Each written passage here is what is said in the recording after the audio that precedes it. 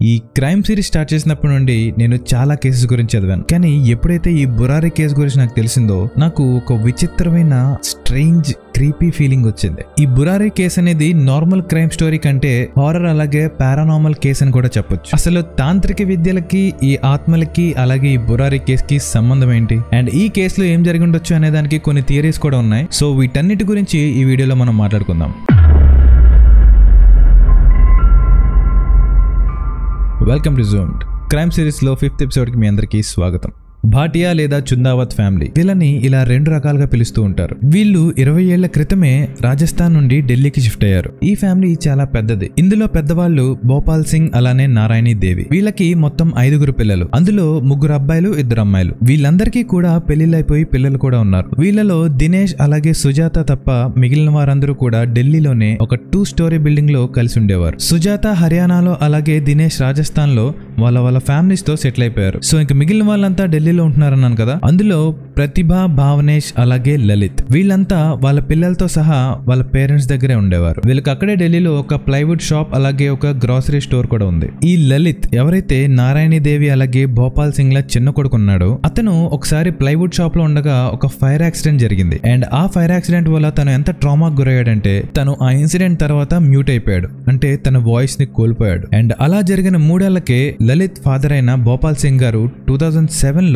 సహజ మరణం పొందారు. అండ్ ఈ సంఘటన ఫ్యామిలీ మొత్తాన్ని కూడా కుదిపేసింది. కానీ ఎప్పుడైతే భోపాల్ సింగ్ గారు చనిపోయారో అప్పటి నుండి లలిత్ లో చాలా చేంజెస్ రావడం స్టార్ట్ అయింది. అంటే తను సడన్ గా కొన్ని విచిత్రమైన పూజలు చేయడం స్టార్ట్ చేశాడు. ఇదంతా చూసి ఇంట్లో వాళ్ళు ఏంటి అని అడిగితే వాళ్ళ నాన్నగారు ఇదంతా చేయమని చెప్తున్నారని అండ్ ఇదంతా కూడా వాళ్ళ కుటుంబం మంచి కోసమే చేస్తున్నానని చెప్తాడు. అలాగే లలిత్ మాట కూడా వెనక రప్పించడానికి ఒక పూజ చెప్పారని, అది మర్రి చెట్టుకు సంబంధించిన ఏదో పూజ, సో అది చేస్తే తన మాట వెనక్కి వస్తుందని చెప్తాడు. అండ్ ఇక్కడ విచిత్రం ఏంటంటే ఎప్పుడైతే లలిత్ ఆ పూజ చేశాడో ఆ తర్వాత మిరాక్యులస్లీ తన మాట మళ్ళీ తనకి తిరిగి వచ్చేసింది. అండ్ అది చూసి ఇంట్లో వాళ్ళు ఆశ్చర్యపోయారు. అండ్ దానికన్నా వాళ్ళని ఆశ్చర్యపరిచిన ఇంకొక ఇంపార్టెంట్ విషయం ఏంటంటే లలిత్ కి వచ్చిన వాయిస్ లలిత్ వాయిస్ కాదు, అతని వాయిస్ ఎగ్జాక్ట్లీ భోపాల్ సింగ్ గారి వాయిస్ లా ఉంది. ఇదంతా చూసి ఇంట్లో వాళ్ళు ఇంకా స్లోగా ఇతన్ని నమ్మడం స్టార్ట్ చేశారు. అంటే వీళ్ళ నాన్నగారు వీళ్ళ కోసమే మళ్ళీ తిరిగి వచ్చి ఇదంతా చేస్తున్నారు, వీళ్ళ మంచి కోసం ఇదంతా చేస్తున్నారని వీళ్ళు నమ్మారు. అలాగే కొన్ని సార్లు లలిత్ వాళ్ళ నాన్నగారి ఆత్మ తనలో ఒక ఆవహించినట్టు ప్రవర్తించేవాడు. అండ్ వాళ్ళ నాన్నగారిలాగే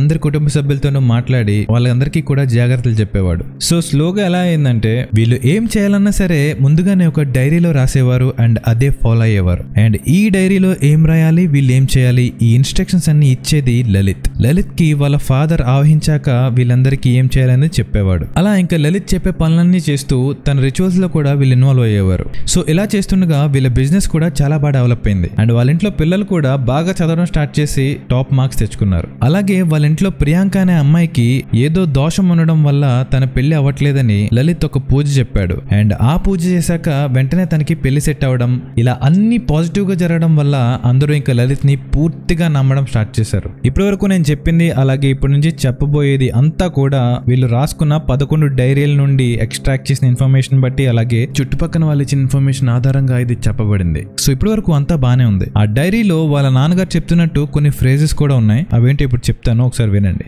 మీ తప్పుల్ని మీరు సరి చేసుకోండి. మీరు చేసిన తప్పుల గురించి బాధపడకండి. వాటిని యాక్సెప్ట్ చేసి మూవ్ ఆన్ అవ్వండి. మీ మానసిక అలానే ఆర్థిక సమస్యల నుండి కలిసికట్టుగా బయటపడండి. ఇలా 2013లో రాసిన ఒక ఎంట్రీలో ఉంటుంది. అలాగే ఇంకొక ఎంట్రీలో నేను వెళ్ళిపోయిన వెంటనే మీరు నిద్రపోండి. అలానే నేను వచ్చిన దాని గురించి ఎవరితోనూ చెప్పకండి. జాగ్రత్తగా ఉండండి. నేను మళ్ళీ మీ తప్పుల గురించి చెప్పడానికి వస్తాను. ఇలా ఇంకో డైరీలో ఉంటుంది. ఇది గుర్తుపెట్టుకోండి. మనం మళ్ళీ ఈ డైరీల విషయానికి వద్దాం. సో తన తండ్రి స్పిరిట్ సహాయంతో లలిత్ తన ఫ్యామిలీని ఒక రేంజ్ తీసుకెళ్లాడు. అలాగే తన మేనకోళ్ళైన ప్రియాంకకి గ్రాండ్ గా ఎంగేజ్మెంట్ కూడా చేశాడు. ఆ ఎంగేజ్మెంట్ జరిగిన 12 రోజుల తర్వాత ఇంట్లో ఉన్న 11 మంది ఒకేసారి చేతులు కాళ్ళు కట్టేసుకుని ఇంక్లూడింగ్ చిన్నపిల్లలు ఉరేసుకుని చనిపోయారు. సో ఈ 12 రోజుల గ్యాప్ లో ఏం జరిగింది? యాక్చువల్లీ ప్రియాంక ఎంగేజ్మెంట్ తర్వాత వీళ్ళ ఫ్యామిలీ అంతా ఒక 7 days రిచువల్ చేద్దామని ముందే ప్లాన్ చేసుకున్నారు. ఈ రిచువల్ దేనికంటే మోక్షం లేదా ముక్తి పొందడానికి. ఎస్, మీరు విన్నది కరెక్టే. కానీ ఈ మోక్షం జనరల్లీ ఎలా లభిస్తుందంటే ఎవరైనా సరే శారీరక సంబంధాలు అలాగే ఈ లోభాలకు దూరంగా వెళ్ళిపోయి కఠోరమైన తపస్సు చేస్తే తప్ప మోక్షం అనేది లభించదు. ఇంకా చాలా ఆస్పెక్ట్స్ ఉంటాయి అనుకోండి. సో అలాంటిది ఒక ఆత్మ చెప్పిందని మోక్షం అలాగే ఎన్లైట్మెంట్ కోసం ఒక విచిత్రమైన రిచువల్ చేయడానికి సిద్ధమయ్యారు.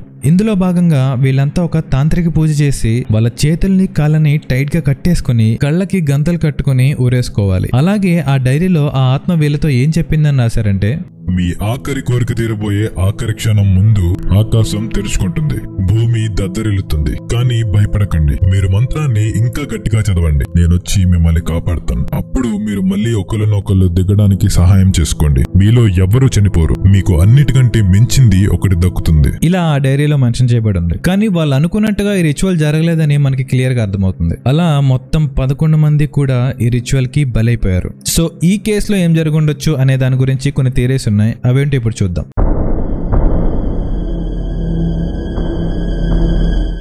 కొంతమంది పారానార్మల్ ఎక్స్పర్ట్స్ ప్రకారం భోపాల్ సింగ్ గారు చనిపోయిన తర్వాత లలిత్ వాళ్ళ తండ్రి ఆత్మను కాంటాక్ట్ చేయడానికి కొన్ని తాంత్రిక విద్యలు చేశాడని, కానీ ఆ తాంత్రిక విద్యల వల్ల తనకి తెలియని డైమెన్షన్ లో తెలియని ఎనర్జీస్ ని కదిలించాడని, అండ్ అవొచ్చి వాళ్ళ నాన్నగారిలా యాక్ట్ చేస్తూ అలాగే ఆయన ఆలోచనల్ని మిమిక్ చేస్తూ వీళ్ళ ఫ్యామిలీని బాగా నమ్మించి ఆఖరికి వాళ్ళని బలి తీసుకుందని చెప్తారు. బేసికల్లీ తాంత్రిక విద్యలతో వచ్చేది ఇది. సరైన అవగాహన అలాగే ఎక్స్పీరియన్స్ లేకుండా ఇవన్నీ ట్రై చేస్తే అది వినాశనానికే దారితీస్తుంది. అలాగే ఈ కేసులో నెంబర్ 11 అనేది చాలా సార్లు రిపీట్ అవుతూ వచ్చింది. 11 మంది చనిపోవడం, ఆ ఇంటి గోడకి విచిత్రంగా అమర్చిన ఆ పైప్స్ కూడా 11 ఉండడం, వాళ్ళు ఉరేసుకున్న ఆ మెష్ కి 11 ఊసలు ఉండడం, అండ్ 11 డైరీస్ దొరకడం, అలాగే ఆ డైరీస్ రాయడం స్టార్ట్ చేసినప్పుడు డేట్ నుండి ఆఖరి డైరీలో ఉన్న డేట్ వరకు చూస్తే అది కూడా 11 సంవత్సరాలు ఉండడం. ఇలా 11 అనేది ఎక్కువ రిపీట్ అయిన నెంబర్. అలాగే ఈ 11కి తాంత్రిక్ అలాగే స్పిరిచువల్ ఆస్పెక్ట్స్ లో ఒక మీనింగ్ కూడా ఉంది. అదేంటంటే ఎప్పుడన్నా సరే 11 అనే నెంబర్ మనకి రిపీటెడ్ గా కనబడుతుంది అంటే దాని అర్థం మనలో స్పిరిచువల్ అవేకనింగ్ లేదా మనకి ఒక హయ్యర్ పర్పస్ రాబోతుంది అని యూనివర్స్ మనకి సూచిస్తుందని అంటారు. సో ఈ భాటియా ఫ్యామిలీ ఏంటంటే వీళ్ళే అన్ని ఫోర్స్ఫుల్ గా దక్కించుకోవాలనే ఆలోచనలో ఈ మోక్షం లేదా ఈ ఎన్లైట్మెంట్ ని పొందడానికి ఇది ఒక షార్ట్ కట్ లా వాడుకుని ఉండొచ్చు. ఇది పోలీసులు, సైకాలజిస్టులు అలాగే ఇంకా చాలా మంది నమ్మే థియరీ. ఇదేంటంటే మాస్ సైకోసిస్ లేదా డెల్యూజన్. లలిత్ ఎప్పుడైతే జీవితంలో ఇన్ని ట్రామాస్ చూశాడో, అంటే తను ఫైర్ యాక్సిడెంట్ లో ఇరుక్కోవడం, తన తండ్రిని కోల్పోవడం, తనకి బైక్ యాక్సిడెంట్ జరగడం, ఇలా ఇన్ని ట్రామాస్ చూశాక తన మెంటల్ స్టెబిలిటీని కోల్పోయి తను ఇంకా తన తండ్రిని ఎప్పుడైతే కోల్పోయాడో తన తండ్రిని ఊహించుకోవడం స్టార్ట్ చేశాడని, తన ఫాదర్ చెప్తున్నారని రాసిన డైరీలో ఎవ్రీ లైన్ నిజానికి లలిత్ సబ్ కాన్షియస్ లలిత్ కు అది రాసేలా చేసేదని, అండ్ ఆ రకంగా ఎప్పుడైతే లలిత్ గట్టిగా నమ్మడం స్టార్ట్ చేశాడో తను ఇంట్లో వాళ్ళతో కూడా స్ట్రాంగ్ గా చెప్పడం, ఆ తర్వాత కోఇన్సిడెంటల్లీ తన వాయిస్ తిరిగి రావడం, అలానే ఇంట్లో సిచ్యువేషన్స్ అన్ని బెటర్ అవ్వడం, ఇవన్నీ చూసి ఇంట్లో వాళ్ళు కూడా ఇంకా లలిత్ ని నమ్మడం స్టార్ట్ చేశారు. అండ్ అలా ఫైనల్లీ లలిత్ కున్న డిజార్డర్ వల్ల ఫ్యామిలీ అంతా కూడా ఒకేసారి చనిపోవాల్సి వచ్చింది. ఆ డైరీస్ ప్రకారం చనిపోవడం అనేది మాత్రం వీళ్ళ ప్లాన్ లో లేదు. యాక్చువల్లీ వీళ్ళ ప్లాన్ ప్రకారం ఎలా జరగాలంటే ఈ ప్రాసెస్ లాస్ట్ లో వీళ్ళ చనిపోక ముందే వీళ్ళ నాన్నగారు వచ్చి వీళ్ళందరినీ కాపాడేయాలి. అండ్ అలా జరిగిన తర్వాత వీళ్ళ లైఫ్ నెక్స్ట్ లెవెల్కి వెళ్ళిపోతుంది అండ్ రియాలిటీ కూడా మొత్తం మారిపోతుంది అన్నట్టు వీళ్ళు ఊహించుకున్నారు. సో అది నమ్మే వీళ్ళ ప్రాణాలను రిస్క్ లో పెట్టి మరి ఇదంతా చేశారు. కానీ పాపం వాళ్ళు ఎప్పుడైతే అలా వేలాడుతున్నారో వాళ్ళ తండ్రి వాళ్ళని కాపాడడానికి రాలేదు. అండ్ అప్పుడు ఆ మూమెంట్ లో వాళ్ళు చేసిందంతా కూడా పాయింట్లెస్ అని రియలైజ్ అయ్యే లోపే ఇట్స్ టూ లేట్. అండ్ ఇందులో ఇంకా బాధాకరమైన విషయం ఏంటో తెలుసా, ఇందులో 80 years ముసలావిడ నుండి 15 years అబ్బాయిల వరకు ఉన్నారు. సో ఈ పర్టికులర్ కేసుని చూసాక నా మైండ్ లో చాలా క్వశ్చన్స్ అరైజ్ అవుతున్నాయి. అండ్ ఇన్ఫాక్ట్ ఒక పక్క ఇందులో తాంత్రిక ఆస్పెక్ట్స్ ఉన్నాయని అనిపిస్తున్నా ఇంకో పక్క చాలా స్టూపిడ్ గా ఉంది. అండ్ నిజంగా ఈ ఫ్యామిలీకి ఇలా జరిగినందుకు చాలా బాధగా కూడా ఉంది. సో ఇందులో తాంత్రిక ఆస్పెక్ట్స్ ఏం లేవు, ఇది జస్ట్ ఒక డెల్యూజన్ లేదా మాస్ సైకోసిస్ అని నమ్ముతున్నారా, దట్స్ ఫైన్ అండ్ నాకు ఒపీనియన్తో ఏ ప్రాబ్లం లేదు. కానీ ఈ కేసులో తాంత్రిక ఆస్పెక్ట్స్ ఉన్నాయని నమ్మే వాళ్ళ కోసం ఒకటి చెప్తాను.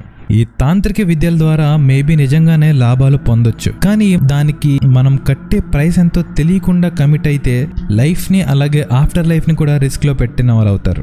యాక్చువల్లీ ఇలాంటి ప్రాసెస్లకి ఒక గురువు కంపల్సరీ కావాలి. ఇది ఎవరు పడితే వాళ్ళు చేయరు. దానికంటూ ఒక ఇనిషియేషన్ ప్రాసెస్ ఉంటుంది, అలాగే దీనికి ట్రైనింగ్ ఉంటుంది, దీనికి ఎండ్ టు ఎండ్ నాలెడ్జ్ ఉండాలి. అది లేని పక్షంలో ఆ ఎనర్జీస్ నీతో ఆడుకుంటాయి, అలాగే చావనేది లీస్ట్ ఆఫ్ యువర్ ప్రాబ్లమ్స్ అవుతుంది. సో ఇవన్నీ కూడా మైండ్ లో పెట్టుకోండి. అలాగే నా సజెషన్ ఏంటంటే మనకి తెలియని అలాగే అర్థం కాని ఎనర్జీస్ మన చుట్టూ చాలా ఉన్నాయి, కానీ న్యాచురల్ గా జరిగే ఈ లైఫ్ అండ్ డెత్ ప్రాసెస్ ని ఏదేదో ఊహించేసుకుని మార్చేద్దాం లేదా చనిపోయిన వారితో మాట్లాడేద్దాం ఇలా అనుకుని రాంగ్ స్టెప్ వేయకండి. ఇవన్నీ అలా వర్క్ అవ్వవు.